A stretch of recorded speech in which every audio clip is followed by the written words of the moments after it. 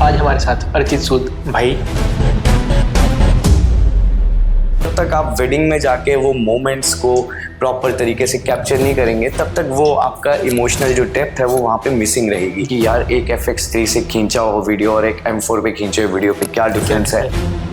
Gimbal use करे लेकिन ऐसे होके खड़े हैं ना वो मोमेंट। जब तक आप वेडिंग में जाके वो मोमेंट्स को कैप्चर नहीं करेंगे तब तक इमोशनल जो डेप्थ है वो वहाँ पे मिसिंग रहेगी। आज हमारे साथ अर्चित सूद भाई। ऐसा कोई नहीं अपनी फील्ड में कोई जानता नहीं होगा, तो भाई आपको कैसा लगा हमारे यहाँ पे आके, घुमान में आके? बहुत अच्छा लगा, बहुत अच्छा एक्सपीरियंस है कि सोनी की एक वर्कशॉप यहाँ पे आप ऑर्गेनाइज कर रहे हो and this is really a good thing because as you know कि लाइक टाइम के साथ चीज़ें बदल रही हैं तो लोगों का अपडेट होना बनता है। तो नई नई जो टेक्नोलॉजी आ रही है, न्यू लेंसेज, न्यू गेयर, सबको उस चीज़ के बारे में अपडेट होना चाहिए ताकि जो मार्केट में स्टैंडर्ड्स हैं, जो मार्केटिंग ट्रेंड्स हैं, उसके साथ आप compete कर सकें। फिर कल को ये ना सुनने को आए कि यार हिमाचल में फोटोग्राफी तो हो रही है लेकिन हमने फोटोग्राफर चंडीगढ़ से बुक किए हैं, तो it has to be like this कि जी हमारे हिमाचल के अपने फोटोग्राफर्स हैं जो हिमाचल में भी काम कर रहे हैं, जो चंडीगढ़ भी जाके काम कर रहे हैं और वो दिल्ली जाके भी काम कर रहे हैं। सो उन स्टैंडर्ड्स को मीट करने के लिए जो वर्कशॉप रखी गई एक बहुत अच्छा कदम है जो मैं बोलूँगा। जी सर, आप इस फील्ड में कैसे आए और आपको मतलब कहाँ से आपने प्रेरणा ली इस फील्ड में आने की? देखो यार, इस फील्ड में फोटोग्राफी तो मैं 2015 से कर रहा हूँ जी, ठीक है। तो मैं मास कॉम का स्टूडेंट रहा हूँ और फोटोग्राफी एक सब्जेक्ट था तो वहाँ से मेरा इंटरेस्ट बना था इस चीज़ में। तो स्टार्टिंग से भी तुम्हें पता है फ़ोन से ही शूट करते हैं जी। तो मेरी जो सबसे पहले प्रेरणा रही है शूट करने की, तो मैं हॉस्टल में रहा हूँ, मैं 10 साल मैंने हॉस्टल में काटे हैं। तो मैं 10 साल शिमला में रहा हूँ, मेरी स्कूलिंग ग्रेजुएशन शिमला से हुई है, पोस्ट ग्रेजुएशन बाद में चंडीगढ़ से हुई है।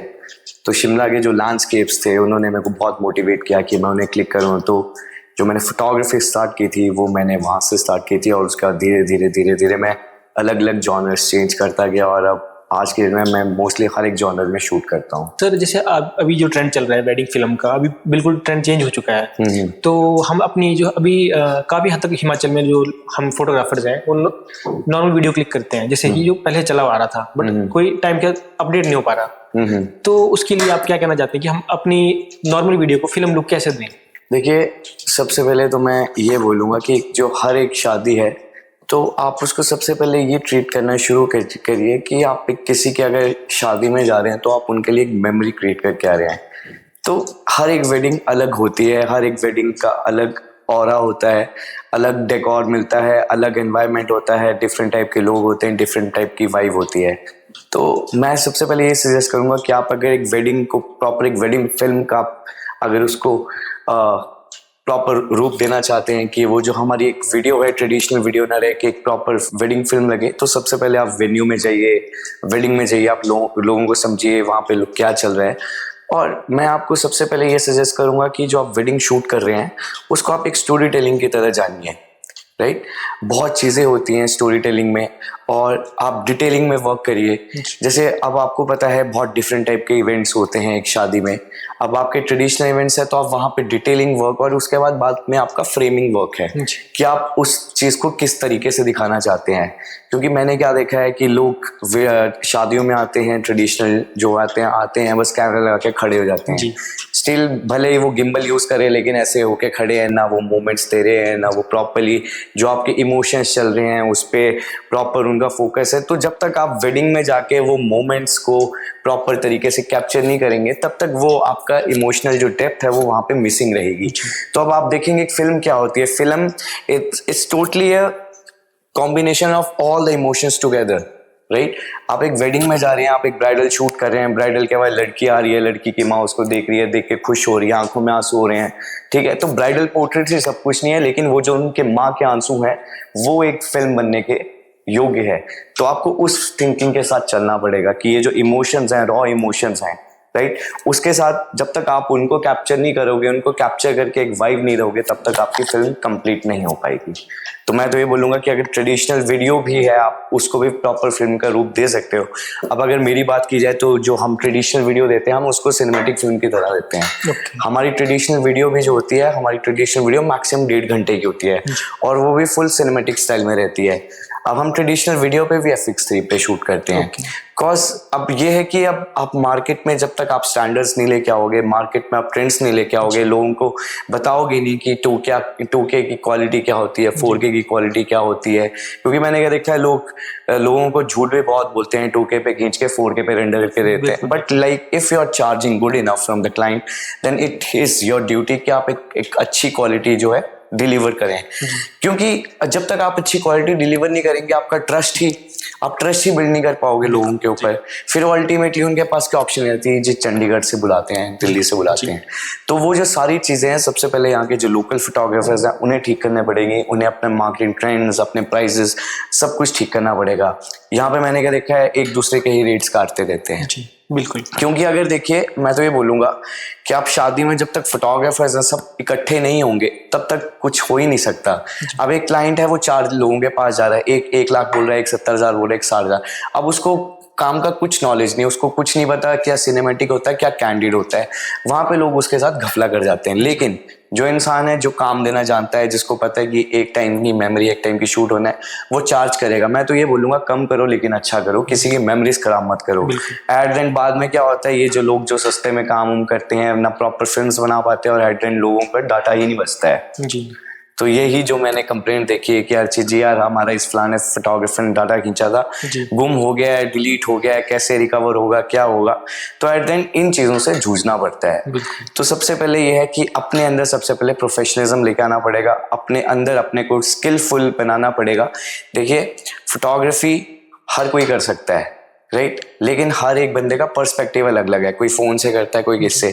लेकिन अगर आप किसी की फिल्म बनाने जा रहे हो, तो आपको उस फिल्म के अंदर आपने क्या इमोशंस डालने हैं, ठीक है, क्या आपको लाइटिंग रखनी है उसके अंदर, कि आप इमोशंस को कैसे मोटिवेट कर रहे हो, कैसे उसको प्रॉपर कॉम्पोजिशंस के साथ खेल रहे हो, कि फ्रेम जो है बहुत अच्छा फ्रेम आपको लग रहा है, कि आप उसको एक सिनेमैटिक टच दे रहे हो। तो ये सारी चीजें मैटर करती हैं नॉलेज से, और स्किलफुल बेस्ड नॉलेज से। जब तक आप स्किलफुल नहीं होंगे, आपको प्रॉपर नॉलेज नहीं होगी, आप टेक्निकल स्ट्रॉन्ग नहीं होंगे, तब तक आप वो चीज कर ही नहीं सकते हो। तो सबसे पहले है कि आपको प्रॉपर स्किल बेस्ड नॉलेज होनी चाहिए। जब तक आपके पास स्किल बेस्ड नॉलेज नहीं है, तब तक आप वो चीज नहीं कर सकते। बिल्कुल सर ने बिल्कुल टाइट कर दिया, बिल्कुल जो हर चीज़ बता दी सर ने, मतलब जितना हमने सोचा नहीं सबसे कहीं ज़्यादा बता दिया। अच्छा सर, आप अपना एक कोर्स भी स्टार्ट कर रहे हैं ना? हाँ यार, पता क्या, मैं स्टार्ट तो करना चाहता हूँ, लेकिन मैंने ना 2-3 बार इंस्टाग्राम में स्टोरीज भी डाली, लेकिन मेरे को रिस्पॉन्स नहीं आया यहाँ पे। मतलब लोग सीखना ही नहीं चाहते हैं। जो मैंने देखा ना, यहाँ के लोग सीखना ही नहीं चाहते हैं। कुछ लोग हैं, उनके लिए फोटोग्राफी यार शादी में जाके फोटो के खींच के। लेकिन देखिए, सबका एक अपना अपना होता है। किसी को शादी की खींचना पसंद है, किसी को कुछ। मेरी बात की जाए, मैं सब कुछ खींचता हूँ, property shoot, fashion shoot, maternity shoot, baby shoot, pre wedding, post wedding, architectural shoot, interior shoot, I do everything. तो वो शौक की बात होती है। बिल्कुल बिल्कुल सर। जैसे कि अभी जो न्यू जनरेशन है जो इस फील्ड में आना चाहती है, आप उसके लिए क्या टिप्स देना चाहते हैं?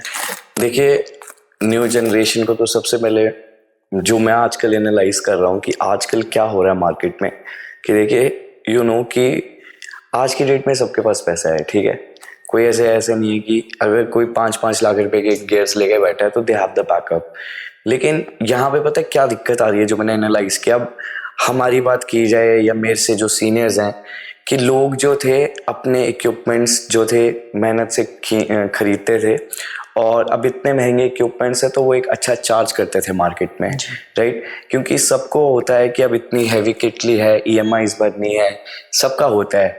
लेकिन अब आज की डेट में मैं क्या देख रहा हूँ, जो मार्केट में प्राइजेस खराब हुए हैं लोगों के, वो कैसे हुए हैं कि ये जो न्यू कमर्स मार्केट में आ गए, जो स्किलफुल भी नहीं है, ठीक है, वो अभी नए कॉलेज से निकले हैं, ना उनके पास कोई एक्सपीरियंस है, ना उनके पास कोई मैनेजमेंट है। शादी का शूट करने के लिए you need a big management, वरना शादियों का डाटा गुम हो जाता है। एट एंड यही होता है। तो उन लोगों के पेरेंट्स ने पहले से ही गाड़ियां खरीद के दे दी हैं उन्हें, कैमरास निकाल के देती हैं। तो जो पैकेज का 1.5 से 2 लाख रुपए कॉस्टिंग जाती है 4K की, सेम चीज लोग आजकल 60 से 70 हजार रुपए में दे रहे हैं। तो इससे पूरी मार्केट जो है डिस्टर्ब हो गई है, क्योंकि बहुत कम लोग हैं जिनको एक्चुअल क्वालिटी के बारे में पता लग पाता है। क्योंकि जो लोग डेली इस चीज में रहते हैं उन्हें पता लगेगा कि यार एक FX3 से खींचा हुआ वीडियो और एक M4 पे खींचे हुए वीडियो पे क्या डिफरेंस है, और एक R5 पे खींची हुई फोटो और एक M3 और M4 पे खींची हुई फोटो पे क्या डिफरेंस है। तो क्वालिटी है, राइट, एक टाइमलीनेस है, एक प्रॉक्सिमिटी है हर एक बंदे की। तो इन चीज़ों को, इन एलिमेंट्स को देख के हर एक चीज़ डिटरमाइन की जाती है। तो अब आजकल के जो युवा हैं, तो मैं उन्हें ये बोलूँगा कि आप मार्केट में अगर आ रहे हो तो सबसे पहले आप प्रॉपर स्टैंडर्ड के साथ आप मार्केट में उतरो। और एक सबसे पहले मैं बोलूँगा, हर एक बंदे को एक गुरु चाहिए होता है। जी मेरे भी गुरु हैं, सबके गुरु होते जी हैं सर। जो गाइड करते हैं, ठीक है। क्योंकि अगर आप एक मार्केट में आ रहे हो, अपने उम्र भर के लिए काम करना है, तो आप नेगेटिव एनर्जी के साथ मत आओ। कल को 4 बंदे आपको बोले यार इसने मार्केट में रेट खराब कर रखा है, इसके साथ हमने काम नहीं करना, इसको काम नहीं देना, तो वहां से आप अपने नेगेटिव पॉइंट्स खुद ही खराब करने हैं। तो आप एक मार्केट में काम कर रहे हो तो आपको एक मार्केट के स्टैंडर्ड्स के हिसाब से काम करना पड़ेगा। फोटोग्राफी एसोसिएशंस बन रखी हैं, चंडीगढ़ में ले लीजिए, दिल्ली में ले लीजिए, उन्होंने वहाँ पे आइडियल प्राइसेस सेट कर रखे हैं कि 1 लाख से नीचे कोई ट्रेडिशनल नहीं करेगा, 2 लाख से नीचे कोई कैंडिड सिनेमैटिक नहीं करेगा। जब तक वो अथॉरिटीज, वो ऑथेंटिसिटी यहाँ पे लागू नहीं होती है, तब तक मार्केट में जो है बोलते हैं प्रॉब्लम रहेगी। अब जो नए लड़के हैं, मैं उन्हें बोलूंगा कि आप मार्केट में अगर आ रहे हो तो एक प्रॉपर बैकअप के साथ आओ और एक प्रॉपर गाइडलाइन के साथ आओ और एक अच्छे गियर्स के साथ आप काम करो, ताकि आप अगर मार्केट में उतरे हो तो आपका काम स्टार्टिंग से ही बनना शुरू हो जाए। कि आप क्वालिटी के साथ बिल्कुल कॉम्प्रोमाइज मत करो, आप टेक्निकल गियर्स के साथ कॉम्प्रोमाइज मत करो। और जितना बहुत चीज़ें होती हैं, कम्युनिकेशन सबसे पहले आती है कि एक कपल के बीच में और एक क्लाइंट के बीच में और एक फोटोग्राफर के बीच में जो कम्युनिकेशन है वो बहुत अच्छा होना चाहिए। अगर आप कम्युनिकेशन में बहुत अच्छे हो तो वेडिंग इज योर्स। सर, हम अपनी पोर्ट्रेट्स को कैसे बेटर कर सकते हैं? देखिए, पोर्ट्रेट्स जो है ना, मैं आपको बताऊंगा कि अगर जैसे देखिए मेरी बात की जाए, किसी की बात करते हैं, मैं अपना बताता हूँ पर्सनल। मैं पोर्ट्रेट जो है ना, हर एक इंसान की वाइफ को देख के खींचता हूँ। कोई हर एक का जो है मतलब अपना अपना वाइब रहती है, अपना अपना ऑरा होता है। किसी के फेस के फीचर्स बहुत अच्छे होते हैं, किसी की कट काठी बहुत अच्छी होती है, कुछ बहुत लंबे होते हैं, कुछ थोड़े शॉर्ट होते हैं, तो हमें सबका देख के चलना पड़ता है। अब पोर्ट्रेट्स की बात की जाए तो देखिए, अब पोर्ट्रेट्स की बात की जाए, जब हम पोर्ट्रेट्स खींचते हैं तो लेंसेज की भी एक बहुत गेम रहती है कि हमें किस वाइब में लेंस चाहिए। अब देखिए, अगर मैं पोर्ट्रेट की जो सिलेक्शन है ना, मैं एनवायरनमेंट को देख के मैं पोर्ट्रेट्स करता हूँ। अगर मेरे को एक बहुत अच्छा वाइड एरिया मिल रहा है, राइट, तो मैं वहाँ जरूरी नहीं है मैं वहाँ पे 85 mm लगा के खींचूंगा। अगर मेरे को एक वाइड की बहुत अच्छी फ्रेम के पीछे बहुत अच्छा नेचर दिख रहा है, बहुत अच्छा ट्री दिख रहा है, राइट, तो वहाँ पे मैं वाइड पे प्रेफर करूंगा। ठीक है, जरूरी नहीं है हर एक जो पोर्ट्रेट है शॉट जो वैसे ही हो कि पीछे ब्लर हो। आप वही मैंने बताया, स्टोरी टेलिंग। ठीक है, कम से कम पता लगे कि एक कपल है, कपल का अगर आपने शॉट किया है, मान लीजिए जस्ट एग्जांपल के लिए ना, एक कपल है, उसने 10 लाख का महल बुक किया है। ठीक है, अब आप उसने अगर एक क्लाइंट ने इतना बड़ा महल बुक किया तो आप उसके रूम के अंदर ही पोर्ट्रेट निपटा दोगे? बिल्कुल बिल्कुल ठीक बोल रहे हैं सर। ठीक है, जब तक आपने दिखाया नहीं कि भाई इतने बड़े महल में शादी हुई है, आपने वाइड पर्सपेक्टिव नहीं दिखाया, क्या फायदा उस चीज का? कोई फायदा नहीं। ठीक है, तो पोर्ट्रेट्स के लिए मैं हमेशा ये सजेस्ट करूंगा, बस ये मत लेके चलो यार कि 50 mm है उसी से खींचना है, 85 mm उससे खींचना है, 70। तो पोर्ट्रेट के लिए सबसे पहले है कि आपको एक लाइटिंग की बहुत अच्छी नॉलेज होनी चाहिए कि आप लाइट से कैसे खेलते हो। आजकल लोग LC पे बहुत खींचते हैं, लेकिन मैं बोलूंगा कि जब तक आपको स्ट्रॉब लाइट नहीं आती है, नॉट अ फोटोग्राफर। एक फोटोग्राफर का स्ट्रॉब लाइट जो है बहुत अच्छे से मारनी आनी चाहिए, पावर्स पता होनी चाहिए। अब देखिए, डिफरेंट टाइप की लाइट्स होती हैं, नैन लाइट के अलग लाइट्स हैं, गोडॉक्स की अलग हैं, डिस्टेक की अलग हैं। ठीक है, 4 पे हर एक लाइट के अलग अलग पावर चलती है। गोडॉक्स अगर AD200 Pro ले लेते हो आप, 32 पे उसकी अलग पावर है, 400 पे 32 की अलग पावर है, 600 पे 32 की अलग पावर है, 1/32, 1/8, 1/4, you know the strobe lights. जब तक आप लाइटिंग के पैटर्न्स को नहीं समझोगे, लाइटिंग के पैटर्न्स के साथ आप प्राइम लेंस की गेम नहीं समझोगे, तब तक आपके पोर्ट्रेट्स अच्छे नहीं निकल सकते। तो दिस इज ऑल हैपन कि जब तक आप एक अच्छी प्रैक्टिस नहीं करते हो, ठीक है, मतलब photography is all about practice. कोई लाइफ टाइम इसमें परफेक्ट नहीं हो सकता, बस आप अपना हाथ साफ कर सकते हो कि आपको लाइट चेक करने की जरूरत ना पड़े। तो वो चीज आएगी जितना आप प्रैक्टिस करते रहोगे। ठीक है, अगर जैसे मैं अपनी बात करूं तो जब मैंने बहुत हाई एंड लाइटिंग स्टार्ट की थी तो मैं M3 पे खींचता था। जब मैंने अपना M3 बेचा तो मैंने 15 लाख शटर करके बेचा है वो, तो मुझसे 15 लाख फोटोज खींच चुका था। M4 है मेरा, M4 का मेरा शटर भी 8 लाख क्रॉस कर गया है, और R5 है मेरे पास, उसका शटर मेरा 5 लाख क्रॉस कर गया है। तो this is all about practice practice practice practice practice. लोग बहुत तोले खींचते हैं, लेकिन मैं खुला खींचता हूँ। जब तक आप लाइटिंग के साथ नहीं खेलोगे, लाइटिंग को समझोगे नहीं, तब तक आपके पोर्ट्रेट्स अच्छे नहीं कर सकते। तो light photography is all about lighting. ठीक है, if you don't understand the light, there is nothing you can do about photography. ठीक है, आप लेंस भी ले लोगे, कैमरा भी ले लोगे, जब तक आपको लाइट की समझ नहीं है तब तक आप जो है चीजें नहीं कर सकते। आपको प्रॉपर पता होना चाहिए 3 point lighting setup, 2 point lighting setup, single light setup. ठीक है, हर एक लाइट पे कैसी वाइब देनी है, आउटफिट को कैसे एनहांस करना है, तो वो सारी चीजें आप प्रैक्टिस के साथ ही सीख सकते हो। एंड देन मैं यही बोलना चाहूंगा कि देखो, हिमाचल की मार्केट बहुत बड़ी मार्केट है, बहुत फोटोग्राफर्स हो गए हैं यहाँ पे। ठीक है, डिफरेंट एसोसिएशन हो गई है। एक मतलब हमीरपुर की एसोसिएशन है, कोई एक शिमला की एसोसिएशन है। ठीक है, आपने एसोसिएशन बना दिए, लेकिन जब तक आप लोग मिलके नहीं चलोगे ना, तब तक किसी का भला नहीं होगा। ठीक है, मैं तो देखो, मेरा अपना यह मानना है कि जो एक फोटोग्राफी का स्टैंडर्ड है, वी आर द आर्टिस्ट। ठीक है, वी प्ले विथ लाइट, हम एक आर्टिस्ट हैं। मैं अपनी बात करूं, मैं सरकारी नौकरी छोड़ के बैठा हूं। ठीक है, तो मैं ये सुनने के लिए नहीं बैठा था कि इसने शादियों में फोटो खींचनी है। तो मैंने भी अपनी तरह से मेहनत मारी और लोगों को प्रूव करने का ट्राई किया, नहीं यार, ये हमारा प्रोफेशन जो है वो छोटा प्रोफेशन नहीं है, it's a very big thing.